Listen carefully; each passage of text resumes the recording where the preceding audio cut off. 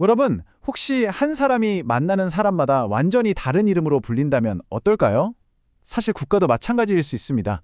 오늘은 수천 년의 역사 속에서 단 하나의 나라가 관점과 시대에 따라 무려 세 가지의 전혀 다른 정체성을 갖게 된 매혹적인 역사적 미스테리를 풀어보려고 합니다. 지도를 펼치면 너무나 당연하게 하나의 이름으로 불리는 그곳이 사실은 누가 바라보느냐에 따라 전혀 다른 이름으로 불려왔다는 사실. 진짜 흥미롭지 않나요? 자, 바로 시작하겠습니다. 오늘 우리가 추적해 나갈 로드맵입니다. 하나의 나라가 어떻게 세 개의 이름을 가지게 되었는지 현상을 짚어보고요. 이어서 헬라, 그리스, 그리고 야완이라는 이름의 기원을 차례대로 파헤쳐 볼 겁니다. 마지막으로는 이 복잡한 언어와 역사가 만나는 결정적인 접점을 확인해 보겠습니다. 그럼 첫 번째 이야기, 하나의 나라, 세 개의 이름부터 시작해 보죠. 여기서 우리는 오늘 다룰 이야기를 관통하는 아주 근본적인 질문을 하나 던지게 됩니다. 도대체 왜 이 하나의 국가가 세 개의 이름을 가지게 되었을까요? 이건 그냥 단어 몇 개가 다른 수준이 아니거든요. 이름이 다르다는 건 그 문명을 바라보는 세계관 자체가 완전히 달랐다는 걸 의미합니다. 이 미스테리를 머릿속에 간직한 채로 첫 번째 이름의 비밀을 향해 출발해 보겠습니다. 두 번째, 헬라, 국가적 자부심입니다. 이 나라 사람들은요, 자신들의 뿌리를 헬렌이라는 신화 속 인물에서 찾았습니다. 그리스 신화에 따르면 대홍수 이후의 인류의 조상으로 여겨지는 인물이 있는데 그 후손들이 바로 자신들이라고 믿었던 거죠.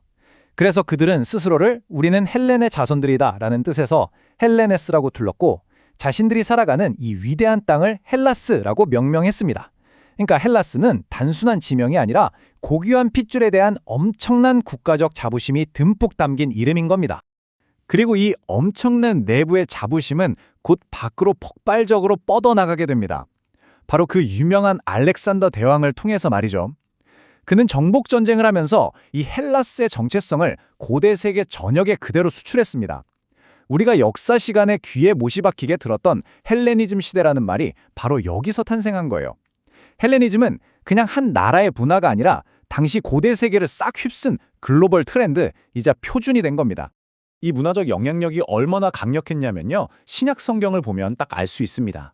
당시 신약 성경의 원본은 그 시대의 국제 공용어였던 코인의 헬라어로 기록되었거든요. 성경 원문을 보면 이 지역과 문화를 부를 때 철저하게 그들의 진짜 이름인 헬라를 그대로 사용하고 있습니다. 그들의 엄청난 자부심이 세계의 기록 속에 고스란히 남아있는 거죠. 자, 그럼 서양을 지배했던 로마인들의 시선은 어땠을까요? 세 번째, 로마의 관점에서 본 그리스입니다. 여기서 아주 재밌는 에피소드가 하나 등장합니다.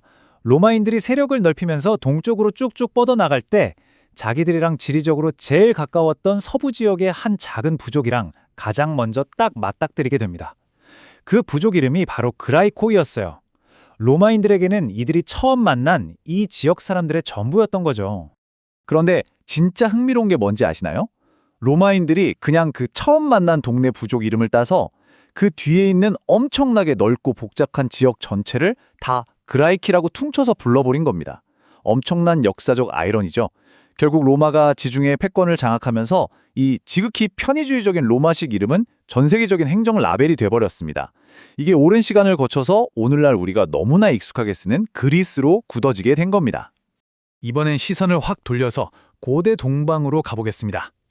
네 번째, 성경과 동방의 기원인 야완입니다. 이 계보를 한번 이야기하듯 따라가 볼게요. 창세기 10장에 나오는 민족들의 족보를 보면 노아의 아들 야벳이 등장하고 그 손자 중에 야완이라는 인물이 나옵니다.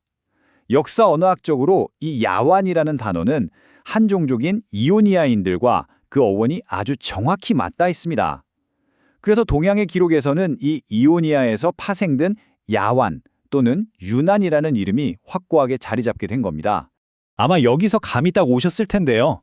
아까 서양의 로마인들이 그라이코이 부족을 먼저 만나서 전체를 그리스라고 불렀던 것처럼 고대 동방 사람들도 동쪽으로 진출해 있던 이오니아 사람들을 제일 먼저 접촉한 겁니다. 그래서 이오니아의 뿌리인 야완을 아예 이 문명 전체를 부르는 표준 이름으로 써버린 거죠. 동양이나 서양이나 첫인상이 모든 걸 결정해 버렸네요. 이제 마지막 하이라이트입니다. 언어와 섭리가 어떻게 교차하는지 살펴보겠습니다. 로마가 세상을 지배하기 전의 상황을 잠깐 생각해보죠. 당시 이곳은 하나의 똘똘 뭉친 나라가 아니었습니다.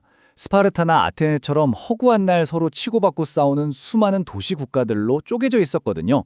하지만 놀랍게도 그들은 정치적으로 나뉘어 있었음에도 스스로를 헬라스라 부르는 정체성과 코인의 헬라어라는 공통의 언어를 통해 아주 강력한 문화적 거미줄을 형성하고 있었습니다. 역사학자들과 신학자들은 이 두 가지 요소가 만나는 지점을 정말 기가 막히게 해석합니다. 한쪽을 보면 로마가 온 세상을 정복하고 거대한 도로망을 깔아놨잖아요. 물리적인 길이 뻑 뚫린 겁니다.